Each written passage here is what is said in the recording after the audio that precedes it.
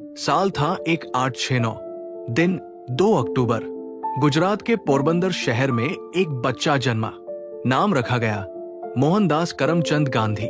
उस दिन किसी को नहीं पता था कि ये बच्चा एक दिन इतना बड़ा होगा कि सिर्फ अपने विचारों से एक पूरी ताकतवर सरकार को झुका देगा, बिना हथियार, बिना खून खराबा।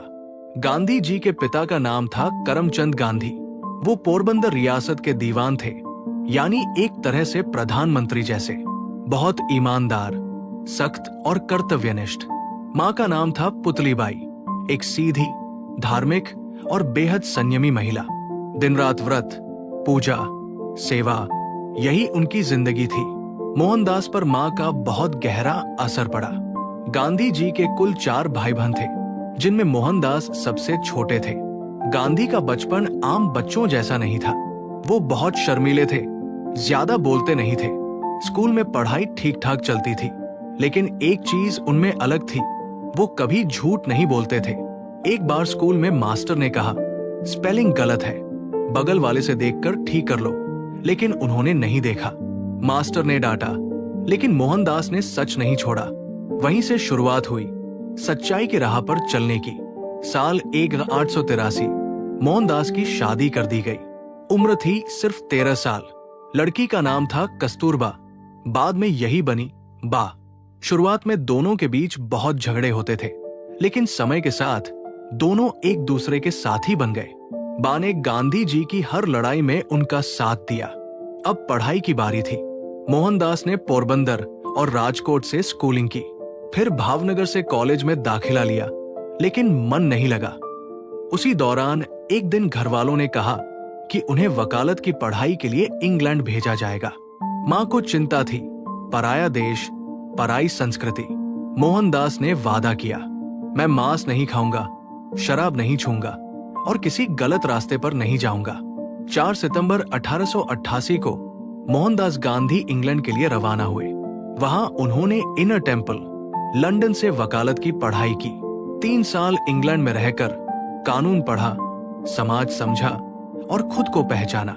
वहीं उन्होंने पहली बार भगवद गीता को गहराई से पढ़ा, जो उनके जीवन का आधार बन गई। 12 जून 1891 को गांधी जी इंग्लैंड से भारत लौटे।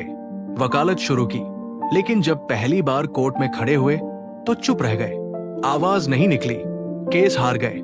धीरे धीरे समझ आया, वकालत में मन नहीं है। 1893 में एक गुजराती व्यापारी ने उन्हें साउथ अफ्रीका में केस लड़ने भेजा।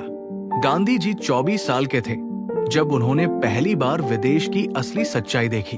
ट्रेन में फर्स्ट क्लास टिकट लेकर बैठे थे, लेकिन अंग्रेजों ने उन्हें सिर्फ भारतीय होने की वजह से धक्का मारकर बाहर फेंक दिया।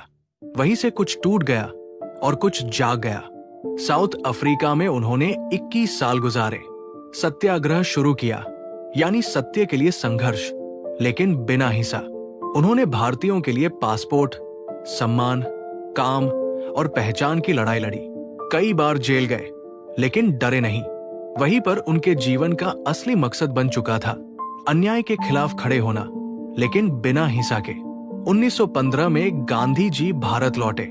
अब वो सिर्फ मोहनदास नहीं थे, लोग उन्हें महात्मा कहने लगे थे। 1917 में बिहार के चंपारण में अंग्रेज किसानों से जबरन नील की खेती करवा रहे थे।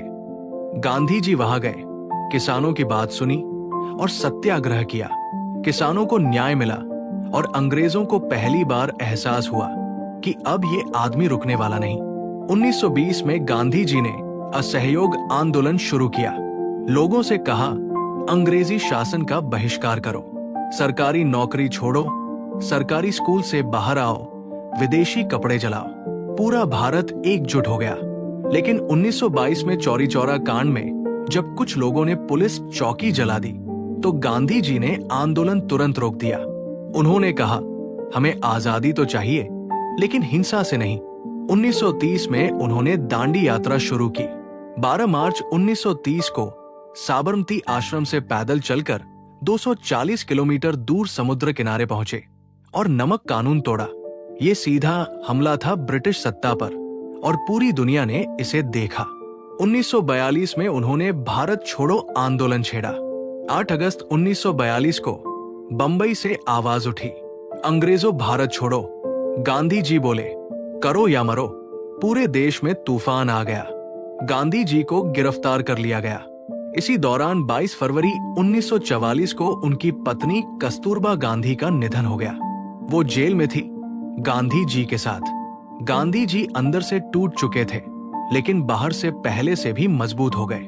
15 अगस्त 1947 को भारत आजाद हुआ, लेकिन साथ ही देश बंट गया, हिंदुस्तान और पाकिस्तान। गांधी जी इस बंटवारे से बेहद दुखी थे। जब सब आजादी का जश्न मना रहे थे, वो नोआखाली, बांग्लादेश में थे, जहां हिंदू मुस्लिम दंगे हो रहे थे।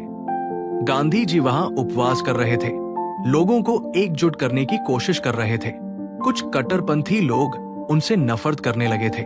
उन्हें लगा कि गांधी जी मुसलमानों का पक्ष ले रहे हैं। उनमें से एक था नाथुराम गोडसे। फिर आया वो मनहूस दिन, 30 जनवरी 1948, शाम के करीब 5 बजे। गांधी जी दिल्ली में बिरला हाउस में प्रार्थना सभा के लिए जा रहे थे। सफेद धोती, छड़ी हाथ में, धीमे कदमों से बढ़ते हुए सामने से एक व्यक्ति आया, नाथुराम गोडसे।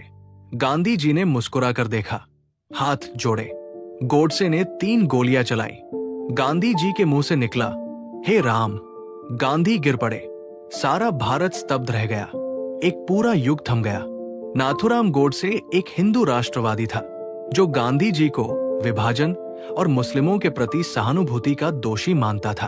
उसने सोचा कि गांधी को मारकर वो देश की रक्षा कर रहा है, लेकिन असल में उसने मानवता की आवाज को चुप कर दिया। गांधी जी नहीं रहे, लेकिन उनका विचार, उनका जीवन, उनकी आवाज आज भी